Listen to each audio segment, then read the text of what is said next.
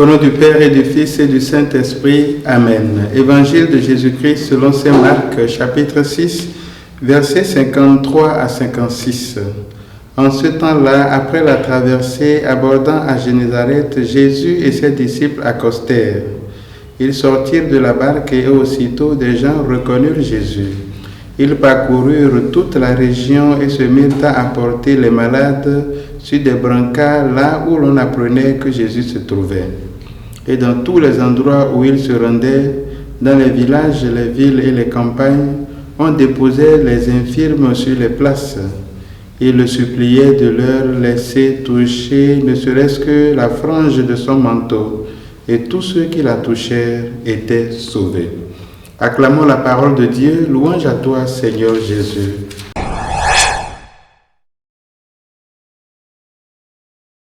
Frères et sœurs en Christ, soyez bénis en ce lundi 8 février.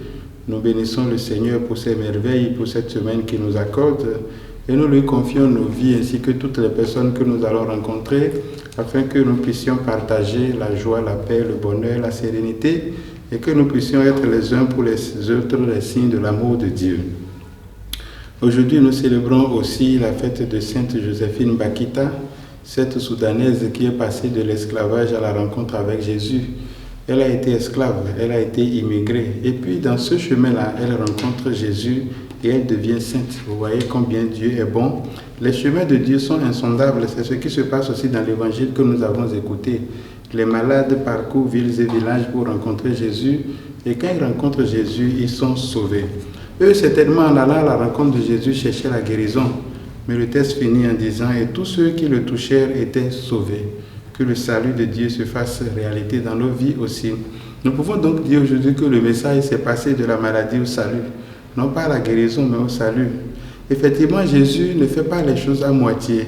Il ne fait pas que guérir le corps. Il guérit le corps et il guérit aussi l'âme. Il sauve. Demandons au Seigneur au cours de cette journée d'entrer dans notre vie, de nous guérir, notre corps et notre âme, et de nous disposer tout entier à son service, pour que nous puissions être véritablement des collaborateurs du royaume sur cette terre. Que nous soyons pour ceux qui sont malades, ceux qui savent identifier où est Jésus pour les accompagner. Et que nous sachions nous-mêmes, si nous sommes malades, aller à la rencontre de Jésus, savoir parcourir villes et villages pour pouvoir le trouver, et l'ayant trouvé, le laisser faire ce qu'il sait faire pour nous sauver. Si c'est nécessaire, passons à travers les gens pour aller toucher la frange de son vêtement, c'est ce que nous savons. Et aujourd'hui, qu'est-ce que cela peut représenter pour nous, toucher la frange du vêtement de Jésus?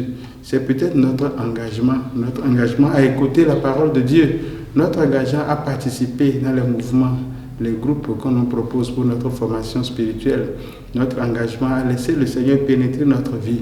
Que le Seigneur vous bénisse et qu'il vous garde et qu'il nous donne tous une journée bénie, pour sa gloire et pour le salut de nos âmes maintenant et pour les siècles des siècles. Amen.